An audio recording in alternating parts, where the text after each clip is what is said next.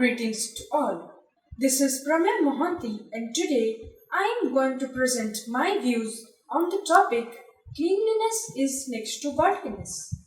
The phrase cleanliness is next to godliness was first quoted by John Wesley in the year 1778 in one of his sermons, which implied that the cleanliness of one's mind and body was perceived to be in a close association with the Spirit of the God.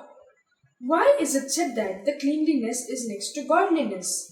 This phrase is owed to the belief that the Spirit of the God is in favor of a clean state of mind and body.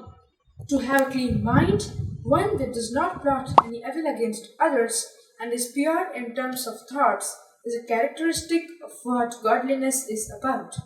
Cleanliness also has an aspect of purity. To be pure means that one is free of all contaminations, and this is godly. What is the importance of cleanliness in our surrounding environment?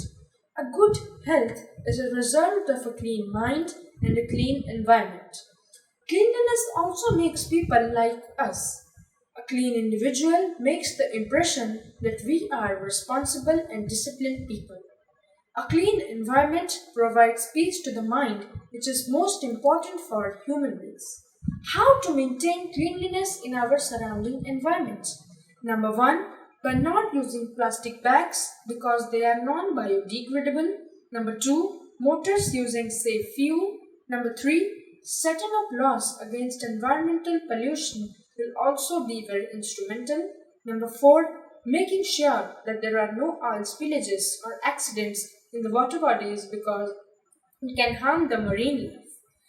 The cleanliness of environment is important because it is home to all living organisms. The cleanliness of one's mind and the cleanliness of environment are directly connected. When one cleans his mind, then it extends to the cleanliness of his house and then to the surrounding environment. Thank you.